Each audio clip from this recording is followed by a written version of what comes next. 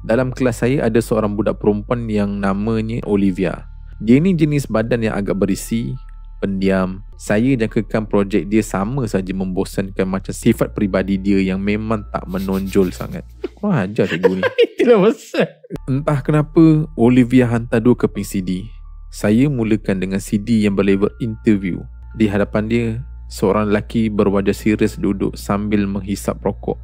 Pakcik Stephen, apa memori paling teruk pakcik pernah ada masa dalam tentera dulu? Pakcik dulu masuk tentera masa muda lagi, Katanya sambil pandang Olivia. Satu-satunya benda yang buat saya masih waras masa tu adalah radio saya.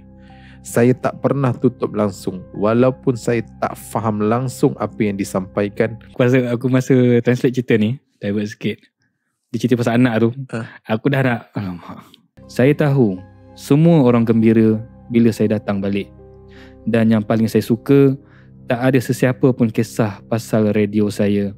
Kira hidup dia dengan radio lah sekarang. Tapi sejak saya mula tidur di ruang bawah tanah sekolah, tak ada siapa pun yang perasan sekolah ini dah jadi tempat istimewa untuk saya. Saya sendiri pun dah tak ingat berapa lama dah saya guna radio ni.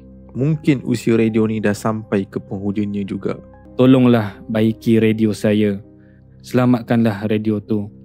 Ia tak patut mati dalam tidur. Aku 14 tu aku tak boleh. Aku macam... Bila Mak Olivia zoom keluar semula, mata Olivia dah bergenang dengan air mata. Aku rasa cukup lah setakat ni. Tunggu! Olivia bersuara tiba-tiba. Pakcik kata ada lagi. Apa yang pakcik jumpa sebenarnya?